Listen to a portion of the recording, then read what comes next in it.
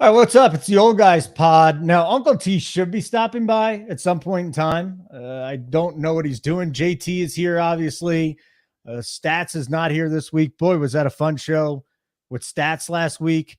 But JT, what do you think Uncle T's doing? Is it another girls' volleyball game broadcast? Is he eating grilled cheese? Where's Terrence? I think there's a pizza pie eating contest at the basketball arena in town. And I think that he made it to the finals, and he wasn't willing to relinquish the prestige of being named the winner. So Holden, just the two of us. Yeah, it is. Yeah, it is. The two of us. For right now, anyway. Honestly, it wouldn't shock me if he went stag to a sex club. Let's be honest here, JT. It's the quiet ones, the ones that are afraid to talk about it, are the ones that do the dirtiest things. The quiet ones are the ones that get into the most difficult challenges, right? Yeah. Oh, yeah. I wouldn't. I don't know. I kind of would be surprised, but it's kind of funny to think about. It's kind of funny. It is kind of funny to think about, especially if he's wearing like chaps. No, he's wearing that creamsicle. He's wearing that creamsicle teddy bear outfit. And you know that's the thing. I had a conversation. You drove an ice cream truck there. By the way, for some reason, people are actually watching this. For those of you, I don't understand how, but hello, hit us up in the chat if you want to. No, that comment's from 7 a.m. this morning. Well, I know it is, but there's also this little eye thing up in the left-hand corner. It says 4. So you and I are actually doing this live right now, and it's a little uncomfortable. Is that safe? I don't think it is, but we're just going to go with it because it doesn't matter. We don't like cut this up. We just tape it and we put it out there. Don't get all stiff on me now, JT. No, I mean, look, it is what it is. It is what it is. Okay. We got a lot to discuss. MLB playoff fever. Mm-hmm. Your Braves went to shit. Yeah. The Phillies are going to end up winning this NLCS, and hopefully my Rangers ticket's still alive after the ALCS. The Rangers have won a couple of games here. John McDonald is watching this. What up, John? Thank you for watching the show. We never do this show live. I've been asking for it. This came in at 7 a.m.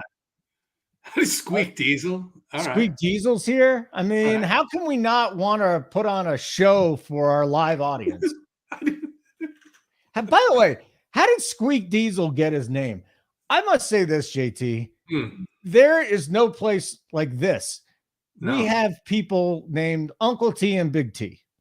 We have just an assortment of odd names. What glaucoma? The kid named himself after a degenerative eye disease, right? So sort of. It's a combo of that and then a weapon. So I mean, it's very catchy. Glaucoma, by the way, one of the most clever guys we have here. That's a pretty cool name.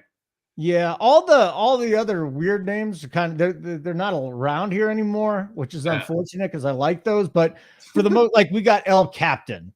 El Captain's a very normal individual. Yeah. Right. Yeah. And we got Chubby Cunt Myers. Now that's a name that you're not going to hear around town very often. What's up with that guy? He's great. He Easy Money TV. Yeah, he's good too. He's Statsational. I actually love Statsational. I wish I would have had that myself. It's a good name. Did you see the guy Ashton Kutcher in the chat? I don't know if he's trying to fuck with me or whatever. And then the ultimate was Third and Schlong. I mean, that's pretty good. That's pretty good, man. Because what he did there was take a football term, third and long, and added schlong to it. Right. And make it a little bit more edgy, a little bit more edgy. Did you have a nickname growing up, JT, or has it always been JT? I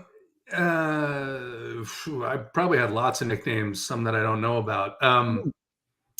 But no, not really. I can't say that I have. Mine was asshole. People would just call me asshole all the time, and I'd be like, "That's not my nickname," but it kind of stuck. JT. One of the less creative nicknames was Purple Haze because my last name is Hayes. Your last name is Hayes. Yeah. Yeah, J.T. Hayes Jr. Yeah. I should have known that. Yeah, no, it's all right. It's all right. I mean, I have called you JT Hayes plenty of times in the show. You said you don't like being called JT Hayes, so now I just call you JT. I think it's just unnecessary. It's like we don't call anyone else by their full name. So it was J-Mac is that's an obvious one, right? I mean, if I were you, I would have taken to JT Hayes more often because I think it's a sign like you're not royalty, but you're noble.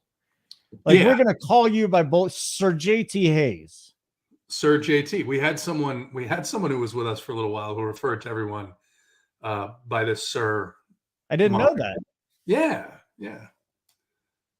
Sir Holden. People would have said Sir Holden. Sir Anthony Dominguez. He is probably going to be in tonight's game the way it's going.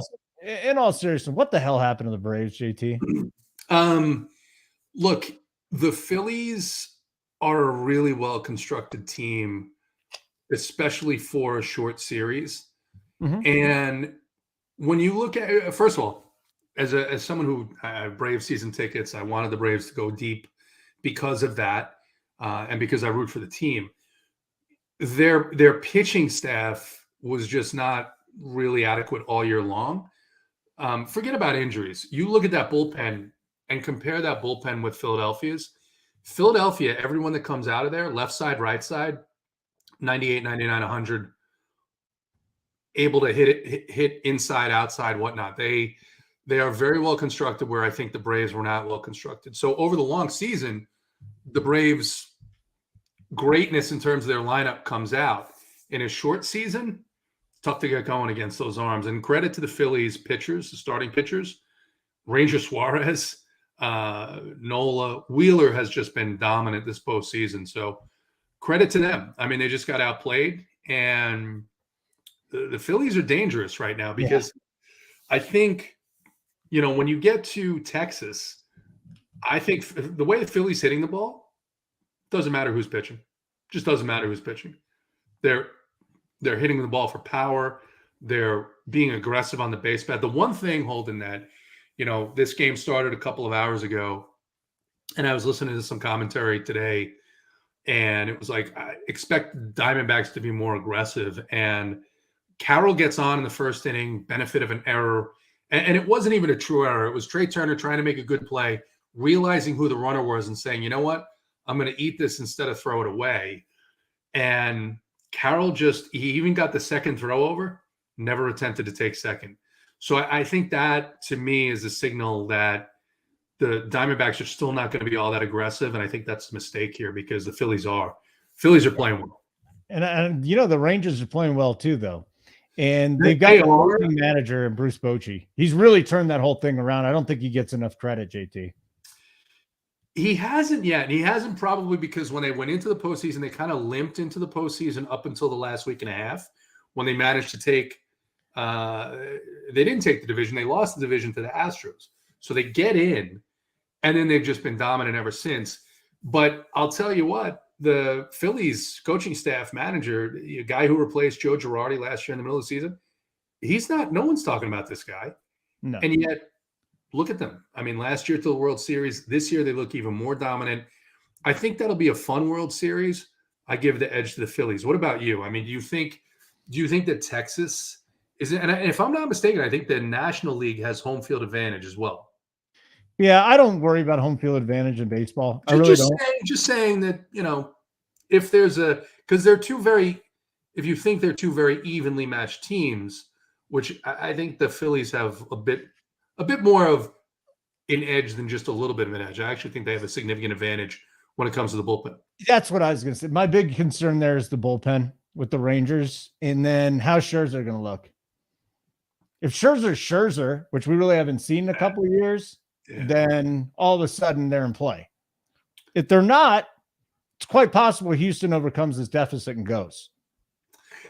I don't think Houston gets swept, but I just find it hard to see them getting past this team. I do. There's just something about Texas right now, the way they're playing, the confidence. Now, Houston yesterday, after a little bit of a rough start there, surprising maybe for some like me who believe in Framber Valdez, Yeah. But I've said all season I never wanted to take pitchers against this Texas team because of how dangerous their offense is. Houston did come alive late in that game. Texas may have to decide how much they want to pitch, how much they want to use Aroldis Chapman from here on out. But Leclerc looks really good. A couple of other guys, middle relievers, look pretty good. So it's going to be interesting. All right, let's talk some NFL. We can talk betting NFL. Uncle T's going to have to show up at some point in time. Let's give him 5 minutes, and if he's not here in 5 minutes, we just completely roast him. Yeah, there we go. Because that would be 18 minutes late, and he was the guy that said he'd be on time. Well, then he changed it. So what's interesting was I was the guy who said, "Hey, can we do this at 9:30?" Correct. And you guys were both all right, fine. And then he had whatever he's got going on. So, but no, all kidding aside, love to Uncle T. Holden, I want to talk about one thing though. We don't talk about this ever. We don't talk about survival pools. But I can't remember a time when I've made it this far in a survivor pool. Yeah. So it's coming up on week 7, and this is a tough week for survivor pools. Because if you look at the schedule and the home teams and the spreads, there are not too many obvious situations out there. So before we do this, let me tell you who I've used so far. So Baltimore, the Bills, Kansas City. Hold on. Baltimore, Buffalo. Kansas City. The Niners, the Lions. Of course, I took the Dolphins this last week. Oh, you got no shot. So why did you use all the good teams early in the season? You're fucked. No, I don't think that's true. You have to get past the early weeks. You can't just take shots early on. Have you ever played? Like, do you go into it with a game plan because you have to map out half the season? I did. But it changed. Your idea was to play all the best teams in the first half of the season, just wing it in the second half. I still have Philadelphia left. Okay. All right. I still have Seattle left, which we'll talk about. I mean, it's a fairly weak division. It's a fairly weak division. I have the Rams. You took the best team in San Francisco. Yeah. Second best team in the power ratings, Detroit. Yep. Miami's right there. Kansas City's right there. Buffalo and Baltimore. Yeah. What would you? Are you in any survivor pools? Huh? Are you in any survivor? I do 4 every year. All right. Are you still alive? 3 of them I'm alive. 1 I'm out. Okay. All right. Yeah. So, the Eagles sunk me this week. I mean, but you took one of the best teams in week 6. That was it. I have all your other teams left. I got Miami. I got Detroit. I got San Francisco, KC, Buffalo, Baltimore. So. All right. Well, good for you. Thank you. Thank you for saying that facetiously. No, I mean, whatever. So anyway, here's the decision point this week. Who are you taking this week then? Can you tell? Now, do you have the spread? Do you have the spread or do you have the outright win? Outright just win. Outright? Outright. Yeah, this is the week I'm using the Raiders. Are you? Mm-hmm. This will be the one time. What is my confidence? Garoppolo left the game early. Probably a 6 or a 7 out of 10.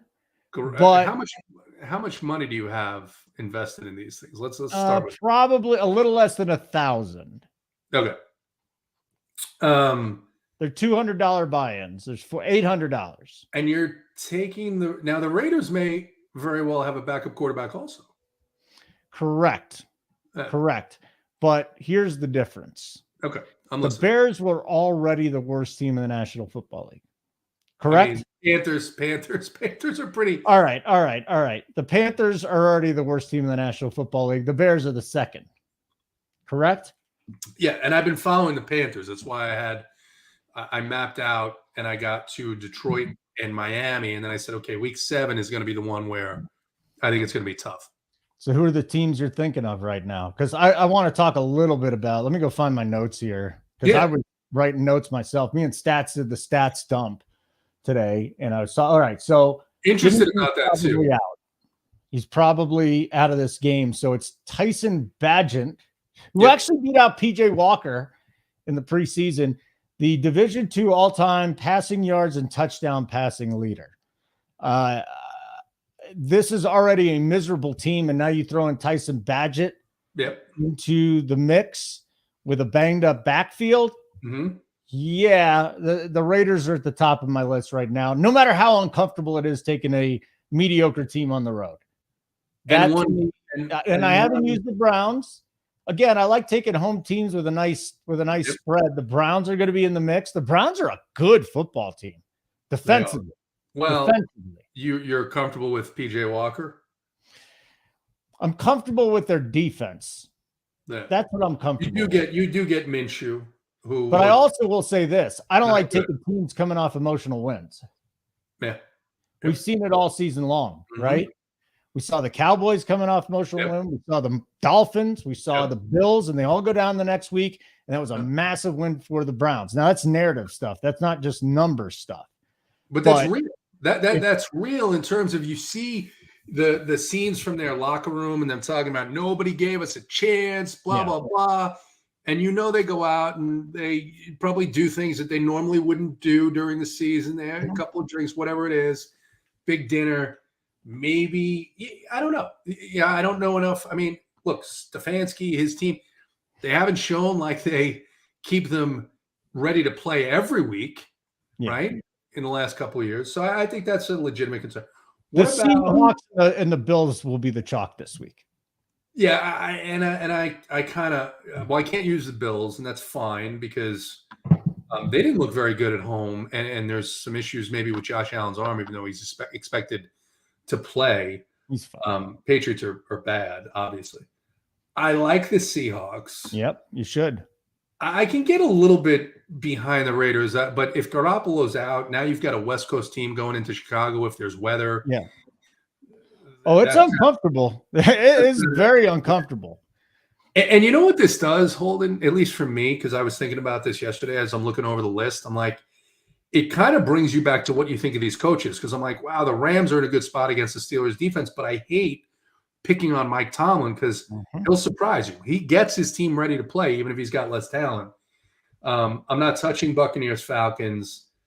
What do you think about the Commanders against the Giants? It's a road game, which I don't love. What do you think about the Commanders? It's a road divisional game. A road divisional game. Which is why I prefer Seattle over Buffalo this week. Even though Buffalo is 8-point favorites, they still got to go into the Lions Den. No matter how bad Belichick is, no matter how bad Mac Jones is, this is a team that is going to be at home in a divisional game. So I'm not buying it. Seattle is the way to go. I'm just looking at the other teams right now. You have not used Jacksonville, right? I wouldn't use them this week. No, Trevor. I mean, Thursday night. Do you use Thursday night games in Survivor? I have not. I have not used one yet. Okay. As I mapped out the schedule, there may be a couple of them that I've used, but I have not used them yet. And then I'm just looking at the other ones. Washington and the Giants. I don't trust Sam Howell on the road, no matter how bad the Giants are. It's not like the Commanders are a good team. Look at what's going on with the Baker Mayfield. If he's not out, or if he's out, maybe the Falcons. But again, 2.5-point dogs on the road. I don't want to do that. I'm just speaking out loud right now. So, I mean, to me, it comes down with the teams you have left. It would come down to the Seahawks. Yeah, that's who does that leave you then? Really, though, who does that leave you from among the upper echelon of the NFL? It's going to be tough now. It's going to be tough. But again, so if I look back at this pool, I'll tell you. So let me do this. Because Jaguars, I think, are a team you're going to like. You're making one argument. Let me tell you. Who people have used and have lost every week. Okay, who's been knocked out? Right. Week 1, we lost people who used the Chiefs, the Vikings, and the Seahawks. Okay. Week 2, we had a psychopath who used the Broncos. Yeah, that doesn't count. Week 3, the Jaguars and the Cowboys. Okay. Week 5, someone used the Commanders against the Bears. Didn't work out. Last week, someone used the Eagles. Didn't work out. A loss. Not for me either. So you can't say that anything's guaranteed here. My viewpoint on this is I just got to get to next week. And I try to map it out 2 to 3 weeks ahead of time because injuries, changes, coaches get fired, crazy things happen. I feel I'm interested. I mean, you're shitting on where I am. I feel pretty good about where I am. Yeah. Well, you're still alive, which is better than most of the other people in your. I mean, so this one I'm in two. One started with 28. We're down to 12. Right? There's another one that started with, I think, 230. We're down to 55. That's pretty good. So, I mean, and people are taking shots. I mean, Washington in a Thursday night game against Chicago. I get it. Makes a lot of sense, but you're playing Washington on an island game, right? So anyway, I'm with you. I think it's Seattle. I think it's Seattle this week based on what I have left. Because I would not, even if I had the Chiefs, I think I would play the Chiefs, but it would still be uncomfortable because of what you said that, it's a division game. The Chiefs haven't looked great. Kind of think the Chiefs are in a really good spot here this week, but that would be risky. I think you're right. I think Seattle would be the one I would pick regardless of, even if I had Buffalo and, San Francisco, maybe without McCaffrey, Kansas City, all those teams left. I haven't used the Jaguars. I'm saving them for week 17 of an 18-week season, unless things get dire. Wait. You're playing Survivor, planning on being alive in week 17? Correct. Okay. All right. How else are you supposed to play? I mean, I don't know that I've ever been one that's gone to the last week of the season. Have you? Maybe you sell it. Should be yeah, I've won Survivor pools. Absolutely. I spent a lot of time on them. They're one of my favorite things to do. DFS betting Survivor pools. Yeah, I fucking love them. That have gone to the last week of the season, though? That have won. But that have gone there. Like that team, that enough teams have been active. And well, you know what, mine, I will say this. The first 4 weeks, you can have a buyback. Oh, so see, mine is a buyback after week 1. What? Mine is only a buyback after week 1. Yeah. I'll tell you the one that really and that's important too. What are the rules of this thing? When can you buy back? How much can you buy back, etc. Yeah. I wouldn't mind the 4-week option because it would get more people and more money in the pot. Yeah, 100%. It's interesting. I was talking about using the Ravens when I actually used the Steelers on the road in week 3 in 2 of my pools. And that was a sweat. Holy shit, is that uncomfortable? But where was that? Which game was that? That was the Steelers Raiders. I want to say, yeah, it was in Vegas when I thought the Raiders were absolutely horrendous. Yeah. So there you go. Rance wants you to take the Steelers. No, I mean, I thought about the Rams, but I have too much. I respect both coaches there, is what it is. And I think, look, if you followed the Steelers all year long and played DFS, you're interested in the Steelers in the Rams receiving core this week because they've given up enormous games to wide receiver ones. Well, it's time to get into that. I think if there's anything you'd like to say about Uncle T right now, we should do it. I love Uncle T, and we hope, all kidding aside, we hope everything's going well for him. He's missing us because he's got something going on. We don't know what it is. It's not serious, but he's just occupied elsewhere. Volleyball. Maybe. Volleyball. All right. Maybe volleyball. By the way, did you go to a lot of your daughter's sporting events? Did she play sports? As much as I could, yeah. She didn't play a lot. Did they ever, end of a game, put hands up and do a whole little tunnel for the kids to run through? No, they didn't do that. They shook hands. They shook hands, high-fived, whatever. Yeah, exactly. Yeah. Exactly. Yeah. Once in a while, you give a guy a dirty look when you're a kid and you just walk by him. You'd scratch your balls. I told the story last week about when I broke a kid's legs. So, yeah, that happened. You did. And I respect that. Inadvertently. Very inadvertently, I'm sure. But then I apologized. All right, let me get into the injuries for this week. Let's do it. We'll get going here. So, first of all, no Justin Fields. So Tyson Bagent, I already told you about him. He's going to be in. It's a pretty big injury. Dave Montgomery's probably out this week. We've got Kyron Williams out this week, and they're off. If they're off the slate, that's fine. I'm just telling you the injuries. Anthony Richardson's done for the year. Zach Evans is going to be the starting running back for the Rams. He's 4K. He's going to open everything up for everybody this week if you do indeed play him, and we need to discuss that too. Yep. We need to discuss that. So those are the big ones that I'm looking at. Craig Reynolds will be a guy people go after. I'm not a Craig Reynolds guy, but I'm sure he'll be popular. I think Evans is going to be interesting this week. You're going to be able to save it at running back. Yep. And that's going to open things up. And here's my question for you then.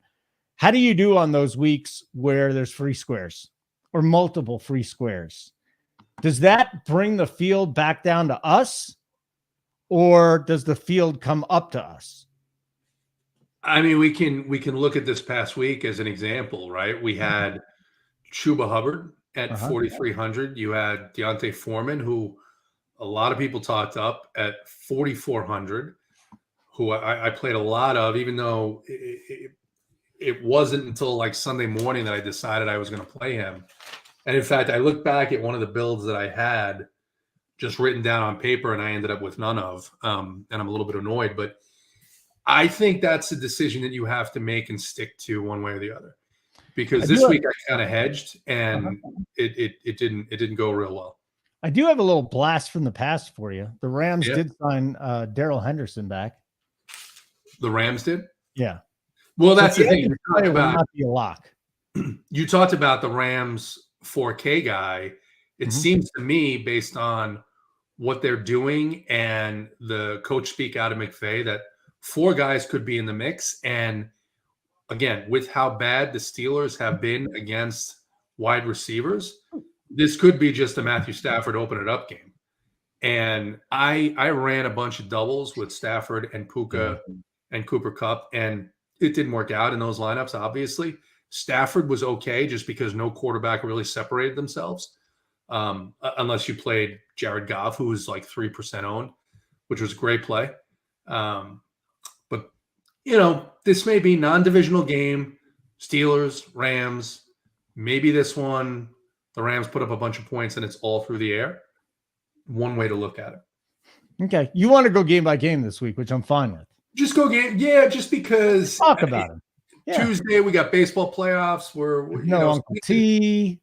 No Uncle T. So do something a little different. This is what we did. And we didn't even know that we were going to have people. There's 21 people watching, or at least 21 computers turned on. So if you have questions and you want to talk about a topic, go ahead and drop it in the chat. And we'll. Yeah. Right now, it's all about football, unfortunately. We'll just go game by the total. Yeah, we'll talk I'm fine about with that. what we think. Yeah. So here, the Lions are one of the 5 best teams in the NFL. So a lot of people, I think it was, who was it? Stats has them as the number 2 team in his power ratings, which is astounding at this point. But we got Detroit at Baltimore, and Detroit has a terrific defense. Baltimore has turned the ball over a lot, and Lamar's put the ball on the ground. Lamar also has done a lot of special things. And his connection with Zay Flowers is remarkable. They're starting to run Flowers down the field now, too, the last couple of weeks. And then on the other side with Detroit, so no David Montgomery, it's going to be Craig Reynolds in there, and he's at 4,900. Amon-Ra St. Brown is absolutely unstoppable, and he's sitting there at 8K. So anybody standing out to you? Well, let's start with the quarterbacks, because Lamar's right there. Like, people just shit on Lamar. But in real life, all right, he's been turning the ball over a little bit, but he's still got that probably the highest upside on the slate, doesn't he?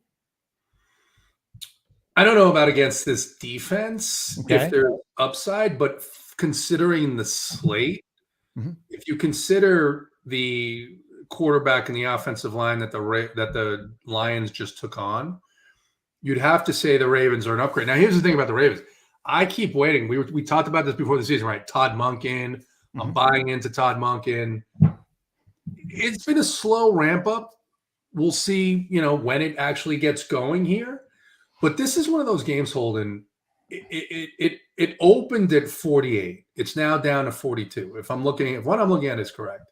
What? It didn't move 6 points. You might be looking at the look ahead line, but let me see. Let me go check it out. Then maybe the look ahead was 48. What do you have the total as now? All right. So let me get unabated, by the way. If you don't use unabated, I highly recommend that you check that out. All right. It's sitting at 42, 41 and a half, 42. And I'm trying to find what the number was beforehand. 44. Okay. So look ahead. It has dropped a bit. I don't know if there's weather or that people are finally realizing, hey, you know what? The Lions have a really good defense and this could be a struggle. Yeah, because the opening line would have left it as the second highest of the slate. Now it's way down to where I don't think a lot of people are going to be playing this. And I don't know how much, because it is in Baltimore, Mid-Atlantic, middle of the week. So I don't know how much I love from either side of this game, right? I think you're right. You could lean towards the Detroit passing game. The Ravens, they have a bunch of running backs. I saw they released Kenyon Drake today from their practice squad. I mean, Yeah. Edwards Hill. What's the kid's name? Oh, it's at the tip of my tongue. There's Dobbins. Dobbins isn't back. No, it's not Dobbins. He's a rookie. Oh, son of a bitch! This is gonna drive me nuts, dude. What is that kid's name? All right, I'm gonna go look it up because I got him on a fantasy team. But they got a rookie that's coming in there too, so it's gonna be a full backfield with Hill and Edwards and this rookie. Okay, yeah. So it's a tougher spot. I've been on Zay Flowers a lot. I think he had a good game in the London slate. Obviously, it was off the slate. So, but let's move up. So that leaves us in Keaton Mitchell. Okay. Don't use him yet. You can't trust. No. You can't trust Harbaugh using any of those guys. Let me throw one more thing at you too, okay? Yeah. Because last week unders went 12-1-1. Yep. The best week for unders in 27 years, and I think that the odds makers have really overcorrected this. Now I'm an unders better. I bet unders all the time. Bet unders on Monday Night Football. But I just Sunday Night Football, especially on these standalone games. And I think when you're looking at totals this week, there are a couple. This might be the everything's low. I'm actually like going over because look, we got a 48.5 on this slate, 45, a 39. We got 1, 2, 3, 4, 5 games with totals in the 30s in week 7 of the NFL. It's unheard of. So I think some of these games are going to have more points than the books are thinking. Well, but look at the games. So let's look at the games that are under 30. We'll just do it right now. Vegas at the Bears, perhaps 2 backup quarterbacks. Okay. Mm-hmm. Falcons in Tampa Bay. The Falcons play extremely slow. The Bucs may be without Baker Mayfield. Okay, that makes sense. Indianapolis and the Browns in Indianapolis, though, but you've got 2 backup quarterbacks. Yeah. Right. The Giants and the Commanders, 39.5. It's a backup quarterback we expect for the Giants. It's an NFC East divisional game, right? Bears and Patriots. Patriots snap the ball as late as they possibly can. That's 41.5. Josh Allen has a shoulder issue, so his arm isn't expected to be as strong as it normally is. And then you jump up to Lions and Ravens, which is a non-divisional game, okay? Lions' second game on the road. Then you've got games that I think we should be interested in. To be honest. I don't think it's crazy. Not Green Bay at Denver. I mean, you're interested in Green Bay. You got to be interested in Green Bay. But I think you have to be interested in pieces in the Rams and the Steelers, right? And you've got to be interested in some Seahawks. You've got to be interested in that. You've got to be interested in Kenneth Walker. How can you not be? Yeah, maybe this is the week the Rams get going. That 43 total. I know you were mentioning that. I'm hoping at some point in time Jaylen Warren starts taking that backfield over. He's easily the most explosive back there. Nothing against Najee Harris, but Najee Harris is just a guy at this point. He's a volume monster. Yeah, and that's about it. And then he's been as bad as Joe Mixon. He's been bad. Well, Joe Mixon, what the hell happened to that guy? That is wild. Look at this. Is Ritter viable this week? He's been good. You know, it's interesting, Squeak Diesel, because he's been good for DFS. The talk in Atlanta is they want the backup. They want Trevor Siemian. It's Siemian here, right? It's Siemian or Heineke. Yeah. One of those two. I think it's Siemian. They want Trevor Siemian or Heineke, whoever it is. I honestly don't know which one it is. They want him badly here, especially people who are believers that this division's wide open, which I think it is, the NFC South. This was a tough week if you were watching the Falcons game like I was. The last 3 drives, fumble, 2 interceptions, had shots to win that game. Ritter's been good for DFS, but now he goes into Tampa Bay. I kind of expect Holden Tampa Bay to bounce back after that game against Detroit. So I don't love either side of this game. honestly. I got to pick on Mayfield because I watched the Bucks game, a lot of the Bucks game, and he got knocked out pretty hard. Yeah. I'm not seeing any news that he's out, but if he's in, then that changes things. Just speculation that he's, maybe there'll be something with him this week. That Lions defense is for real though. They're great. Yeah. They're great. Yes, make it happen. You finally caught it live. We did not know it was going to be live, but we are live. Wasn't expected to be live. Wasn't expected. But Cream Nation, Amari Cooper or Debo. Debo's got another injury. Now it's his shoulder. Yeah. So I guess you're talking season long, right? Because the Niners are on the Monday night slate. And Holden, I never like to play Amari Cooper away from home. It's just he's been a guy that has always had home road splits. However, in Indianapolis, I don't know. It's tough. If you have to make a choice between those two, Holden, where do you go?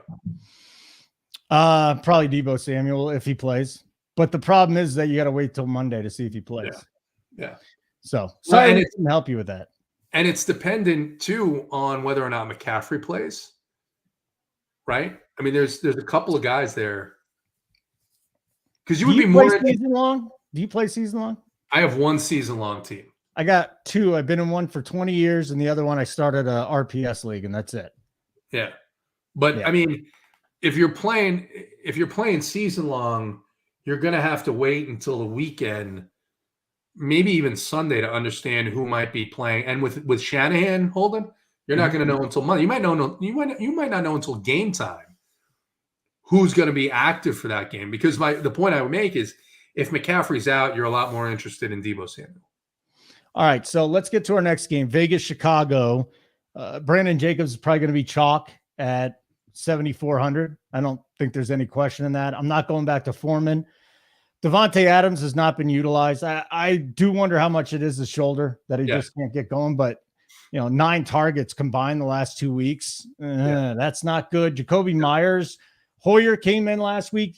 He looked Jacoby Myers' way one time in the second half. So I don't know if he's going to be in the mix whatsoever.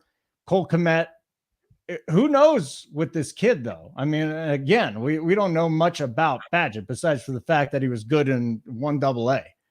But he's 4,900. Remember we had, who was it? Aiden O'Connell earlier this year. Was he 4K and we played him? So maybe this kid runs for us. He got like 8 points, something like that. But he opened up the rest of everything else. You didn't win big money with Aiden O'Connell. Not even won big money yet. Not this year. Nobody won big money with Aiden O'Connell. And then on the Bears side, I mean, this is a 37.5 total. You know what this game, my hope for this game is that there's like nasty wind or something. We don't even have to consider it on Sunday. All right. Let's go on to Cleveland, Indianapolis. Again, Cleveland, to me, extraordinarily dominant defense. My question for you is about Jonathan Taylor. Yeah. So week 1, he had 7 touches. Last week, he had 14 touches. But Zach Moss has been really, really productive. Yeah. I wonder if and when we see Jonathan Taylor week. And this is going to be a tough matchup for him. So I'm not rolling with him, but we know how talented he is, and we know that the workload's starting to come up. Yeah. His price on DK right now is 6,500. Zach Moss is 6,200. Yeah. Any interest in either one of these guys? And then on the other side, Jerome Ford is carrying the load for the Browns, but Kareem Hunt was more involved last week. Yeah, Jerome Ford, I think, had a better opportunity in the second half there, and he did okay. Mm-hmm. But again, you've got, and we'll see, Holden. That's the thing about this slate too, is even on the teams that are healthy, like the Falcons, you've got 2 guys who are essentially, you can't make an argument that Bijan is going to get more carries than Tyler Algier. It seems to be completely random at this point. You do have Rashad White for Tampa Bay, who seems to be a lead back, but their offense has been kind of slowish. I don't know if I touch any of these backfields on Sunday on the main slate, just because they look like shares. They look like they're going to continue to be shares. Okay. And then we get to, are we moving on from this game? Yes. Wide receiver, I'm not really particularly interested in anything. I guess we'll have to see. I haven't looked, depending on what Amari's price point is, if he's 5,500, which he could be on DraftKings, something like that, maybe you think about him if the kid is going to pepper him with a bunch of targets. All right, and then we got New England and Buffalo, and Josh Allen coming off a stinker, right? He's bounced back. He's already done that once this year. He hasn't really blown up against the Patriots. One time in his last 4 games, he reached 30 points. This is what he got: 11.7, 16.9, 21.8. Then again, this Patriots team has not been as bad as it has. Right. Stephon Diggs is unstoppable. Like we were talking about all the upper echelon guys. He's right there. He's literally at the top right now. And then as far as the running games go, this is the issue I have with the Bills. Cook is not taking care of business. They got Fournette visiting. Latavius Murray is 800 years old. And do you really want to mess with anybody on the Patriots side? And my answer to that question is no. No, Ramondre Stevenson did look better in the game last week against the Raiders. I think he got to 18 fantasy points.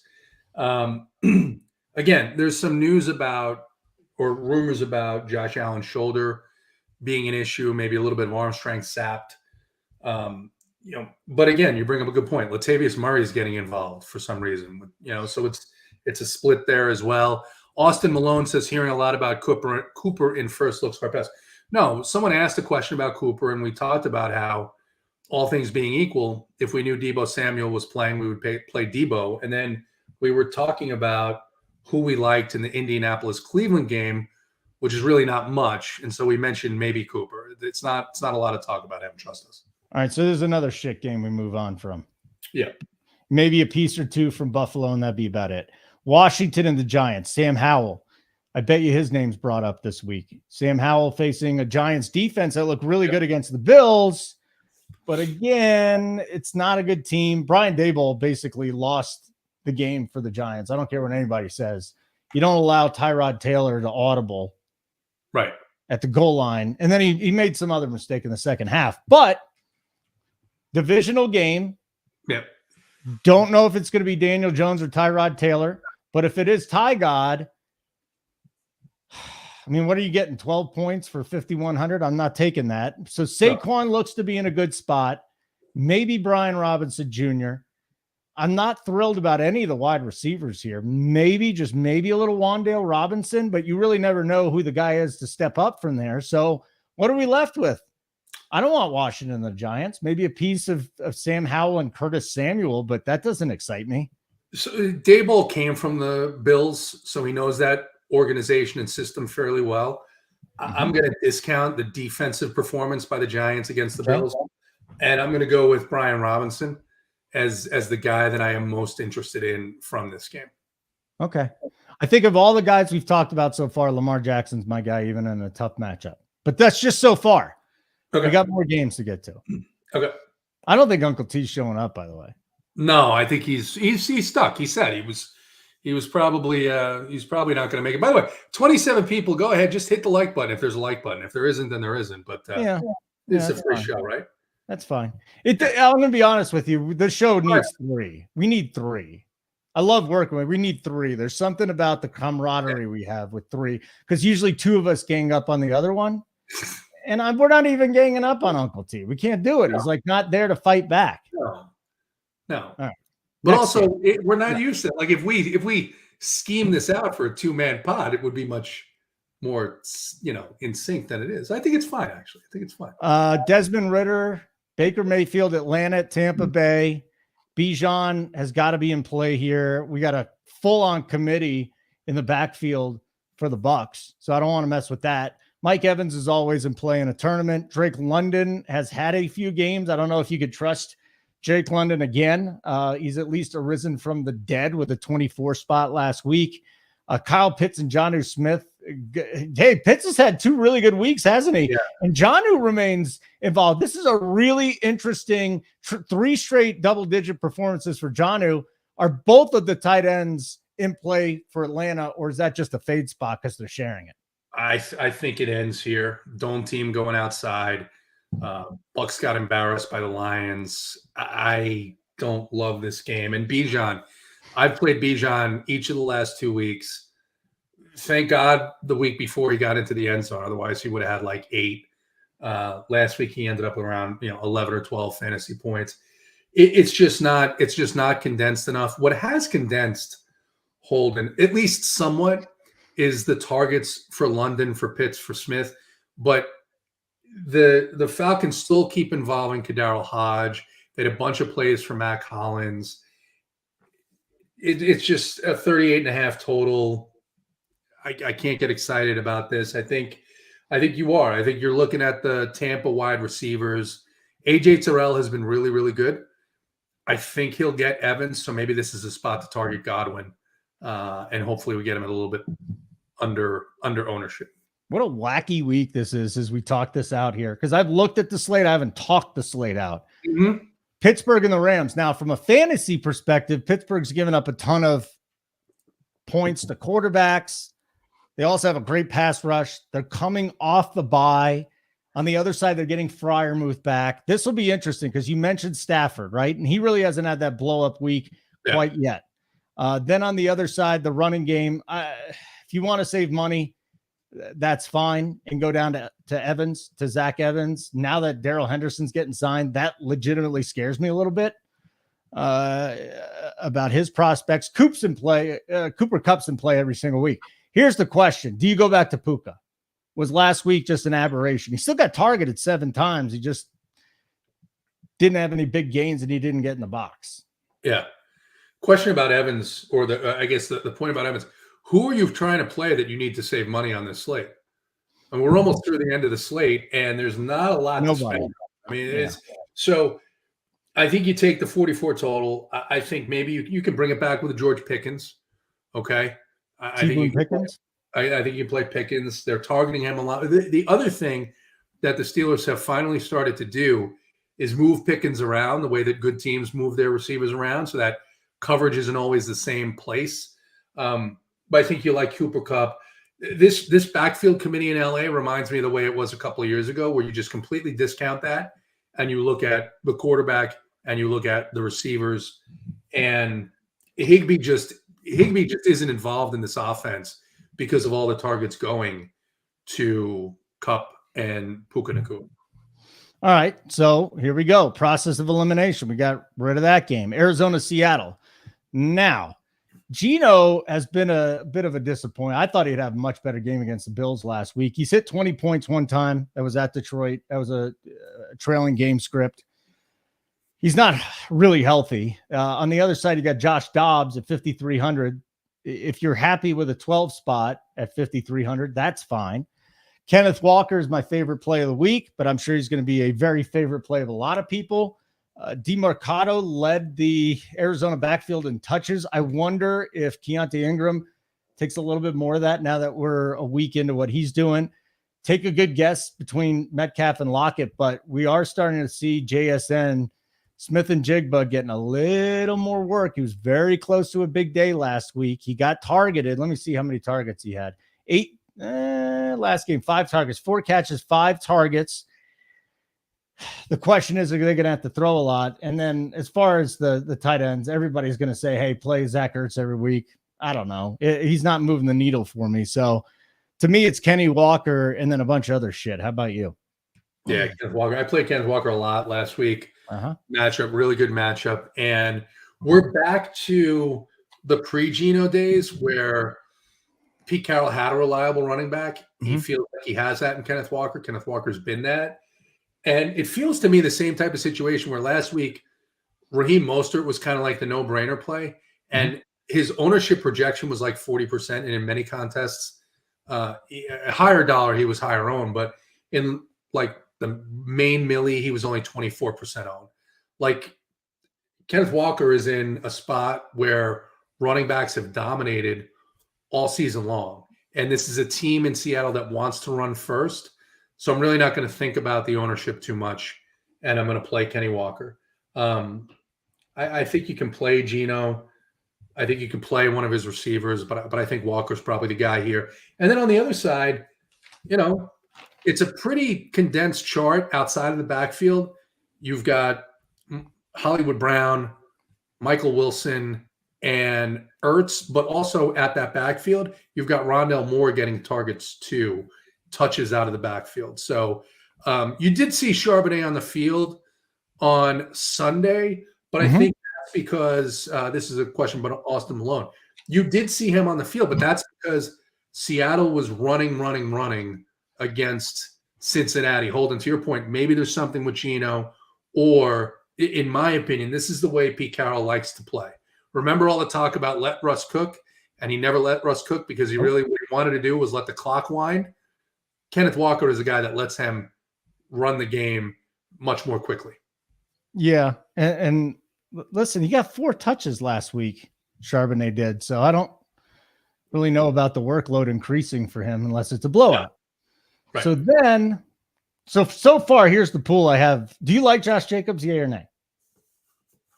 Yeah, I think you have to like Jacobs, especially if there's backup. This is the thing with Jacobs. I think Jacobs is the one guy where at running back, you should get more on when there's a backup because they are going to lean on him more. They have historically. All right. First look here. Here's who we like then. I like Lamar. I haven't heard you like a quarterback yet. Maybe Stafford. Kupp, Nakua, Kenny Walker, and Josh Jacobs. That's where we are. Yeah.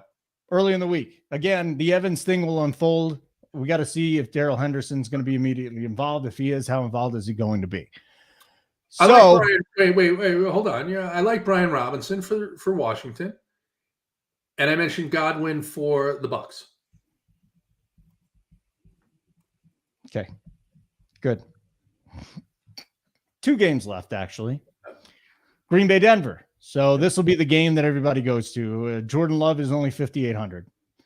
I don't know if Aaron Jones is coming back or not. My guy, and I don't know if you watched the Up to Lock, I said, man, McLaughlin's going to be in for a game, and he was until he fumbled. They are using him a lot more.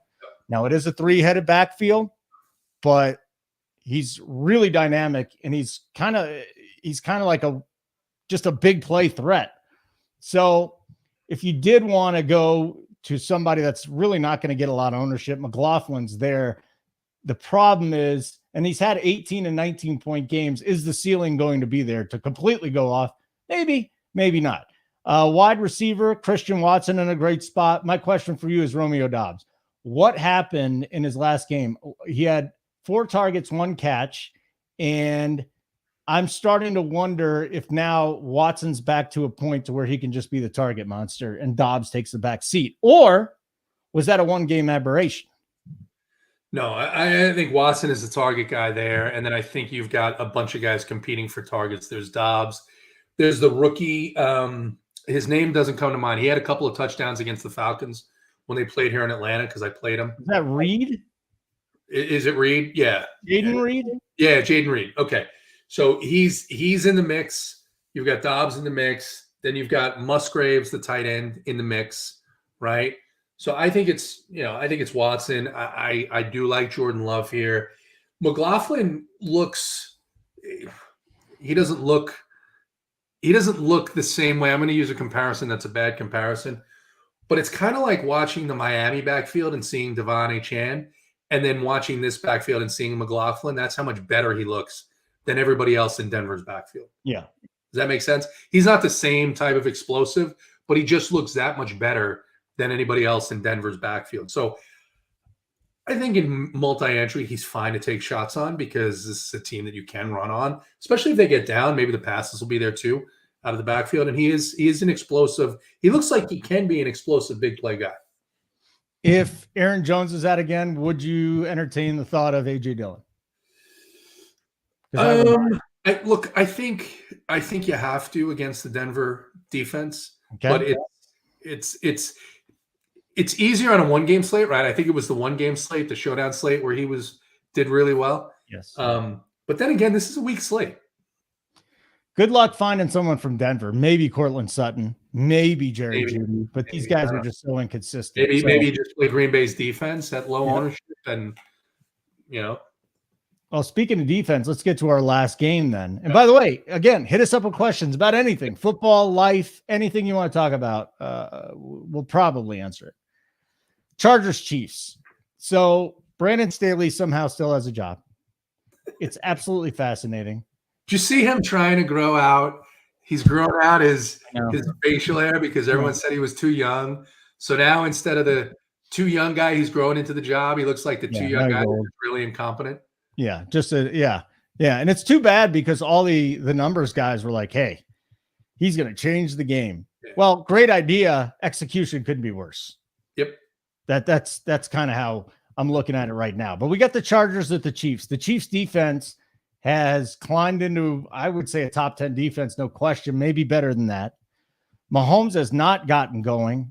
This is an offense that's kind of stagnant. They're looking for that consistent number 2 weapon. I don't know if Rashee Rice is there yet. He's going to get there this year. There's no question he's their best wide receiver. So it kind of comes down to, do you want to spend $8,300 for Pat Mahomes, who really hasn't had the explosive game outside of week 2 or maybe week 3 in Chicago, right? He had Jacksonville, he had Chicago, and they've come back down to earth since then. This whole offense is spread out right now. And the only guy you can say is going to get his is Travis Kelce. And Kelce is not looking healthy, by the way.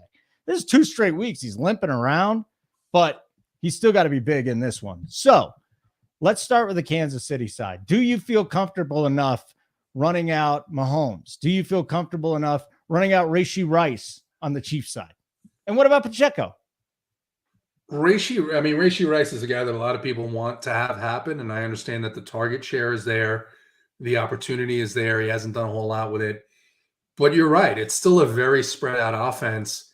The challenge here is, what else do you have? We just talked about it. We were 2 games ago, I think we had 6 players on our list, right? That we were excited to play, interested to play. This is a game too that from look ahead at 52 has gone down a little bit to 48. I've got it at 48.5 now. It may be around that. I think the running backs are hard to pick out here because you see McKinnon getting in the mix. I do think Pacheco is probably the guy to target here in this game, because I think I don't see the Chiefs getting down by a lot.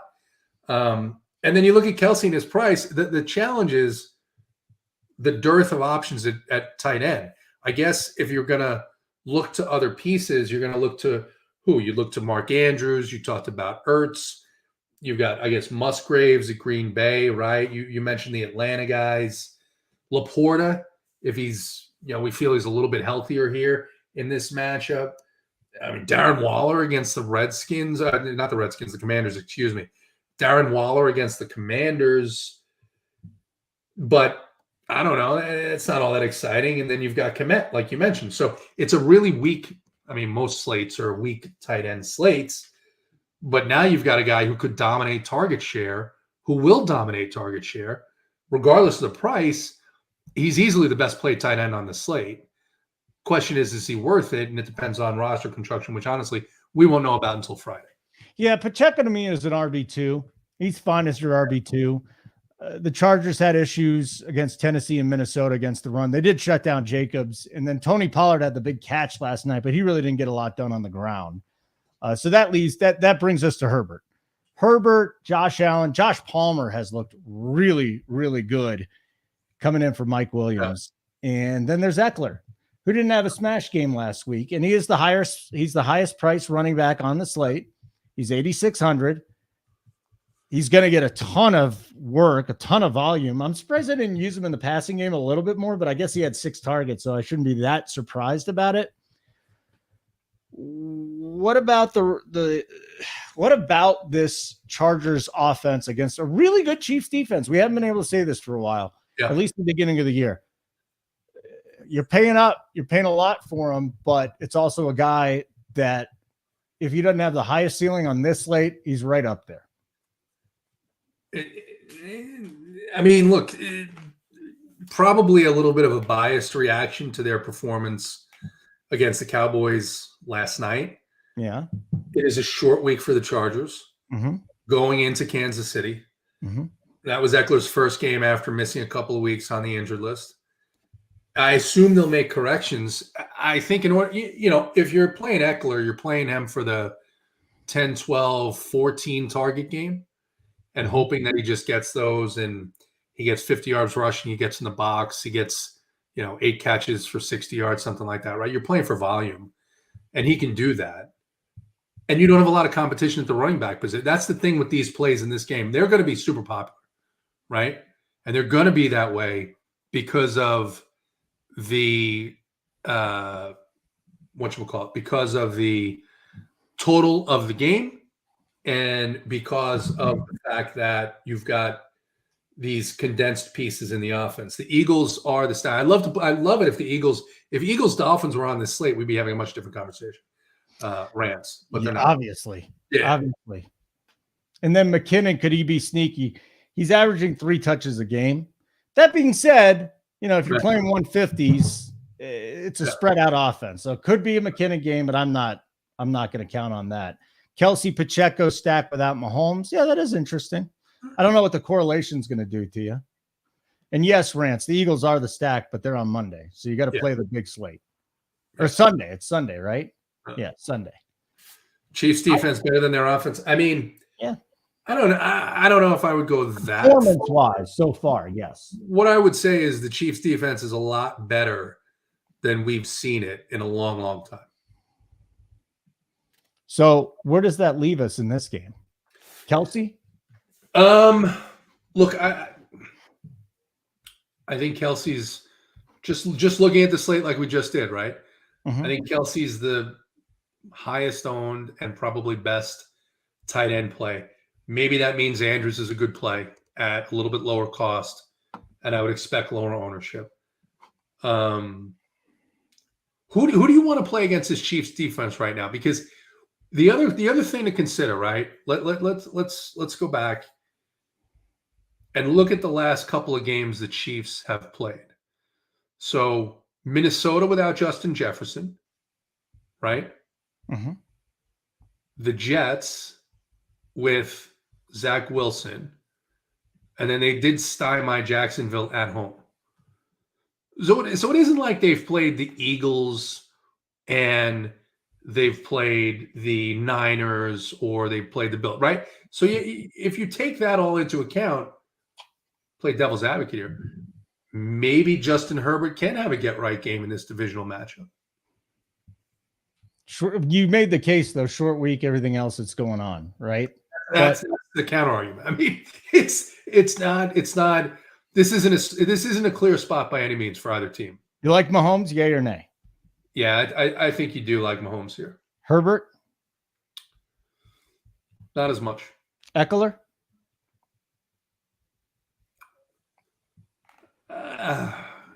Kelsey. It's a tough spot. Kelsey, yeah. All right, so we got Love and Lamar. We got Kupp, Nakua, Godwin, Watson, Kenny Walker, Jacobs. You like Brian Robinson?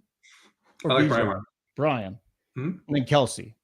And I think with the value, you can build a lineup. It looks gross right now, but as the week goes on, we're going to find the place. Before we go back to that Baltimore and Detroit game. Yes. And tell me this. So again, Detroit second game on the road. We know that nobody wins every game. Lines moved a little bit in Baltimore's favor. 1 point. Line has moved down. You like Lamar. Who do you like on the other side? You like Amon-Ra again? Oh, of course. Every day. Okay. Every day. Amon-Ra. And again, I don't love Craig Reynolds. I'm not a big Craig Reynolds guy, but could get the volume. So you could stack this game Lamar, Andrews, Amon-Ra. And Flowers. Okay. Yeah. I like Flowers a lot. He hasn't used Andrews quite as much to this point. It's really interesting. And I wonder if that's because he's going to a wide receiver more like Zay Flowers. Odell Beckham has actually looked explosive. I kid you not. Like when he's actually on the field, he still looks pretty doggone good. He doesn't have the breakaway speed he has, but he's still a really good wide receiver. He hasn't been on the field all that much, though. It seems like the games I've watched, he's on the field for 2 plays to the tent, to the locker room, and then he's back. The only issue with Flowers, then, he's basically got to catch you a touchdown. 5-6 catches, 60, 70 yards. He's got to get in the end zone for you. That's the thing. I could run Lamar naked. You could, because Lamar is not passing for a ceiling. He's running for the ceiling. He's running for a ceiling, right. And I got to go look. Let me see this real quick. It'd be Lions versus running backs. It's not like the Lions have played a bunch of scrubs either. Like they beat the Chiefs opening night. Lions have been good against running backs.